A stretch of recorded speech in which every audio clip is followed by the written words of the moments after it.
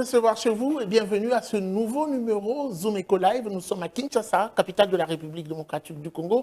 Nous allons donc commencer par vous donner la charpente de cette tranche vespérale. Nous aurons donc pour commencer les nouvelles en bref qui seront bien sûr les résumés des informations économiques en République démocratique du Congo. Nous allons aussi vous amener découvrir les chiffres clés qui vous seront présentés par Judith Unamaka. Après, nous allons découvrir avec vous la température de marché à Kinshasa. Oui, combien ou à combien se vendent les différents produits de première nécessité. Ne zappez pas, c'est dans la rubrique Zoom Wednesday. Vous aurez également droit de comprendre les dossiers. Et c'est dans la rubrique dossier, puisqu'il y aura Naomi Kandé qui nous parlera d'un dossier important, la position de la Banque mondiale. Nous allons poursuivre avec l'invité qui viendra donner son point de vue. Mais avant de finir, nous allons vous ramener vers un expert. La chronique, ça se passera également sur ce plateau. Nous allons aussi vous faire découvrir les différents rendez-vous. Ici est le grand sommet économique d'ailleurs. Ça se passera dans la rubrique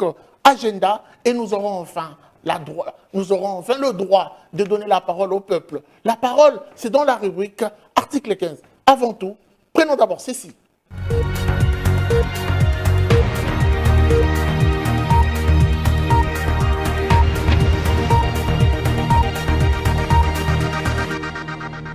C'est pour nous un plaisir de vous savoir nombreux devant vos postes téléviseurs. C'est un grand plaisir de savoir que vous êtes nombreux à nous suivre.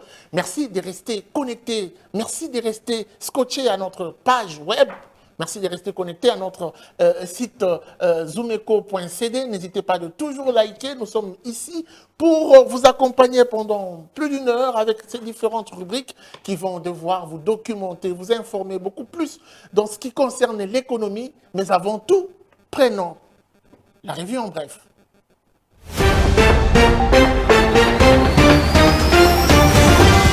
La mondiale gère 100 millions de dollars américains destinés à appuyer le système éducatif congolais et exiger une bonne gouvernance. La Banque mondiale vient de suspendre le premier versement de 100 millions de dollars prévu pour le 800 millions de décaissements sur 4 ans en faveur de projets pour l'équité et le renforcement du système éducatif. Raison évoquée, le cas de fraude et de détournement de fonds publics et de faiblesses dans le contrôle interne tel que déploré par l'inspection générale des finances.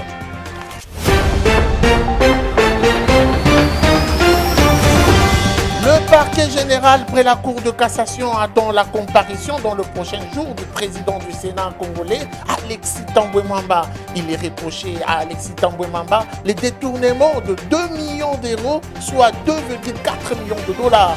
Dans cette optique, un réquisitoire du procureur général près la Cour de cassation a été déposé à l'administration du Sénat pour espérer obtenir l'autorisation d'instruction, étant donné que le présumé détourneur est découvert d'immunité parlementaire. En réaction, le bureau du Sénat soutient que les fonds n'ont pas été détournés, ils ont simplement été consignés au domicile de Thambwe Mwamba pour des raisons de sécurité.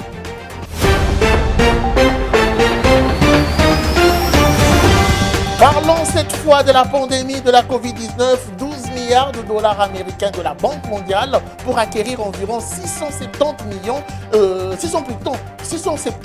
voulais-je dire, de doses de vaccins.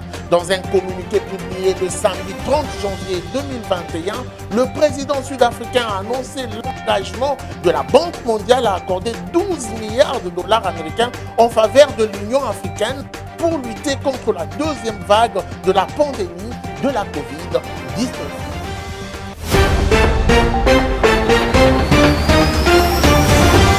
Le ministre de Postes, Télécommunications, Nouvelles Technologies, Information et de la Communication, on doit le dire pour finir, a annoncé la signature de ce mardi 2 février 2021 du contrat définitif entre l'Égypte et la République démocratique du Congo pour le déploiement de 16 000 km de fibre optique en République démocratique du Congo. D'après le communiqué, le ministère de Pétentique indique que cette signature sera organisée en présence du président congolais Félix Antoine Tshisekedi Tshilombo.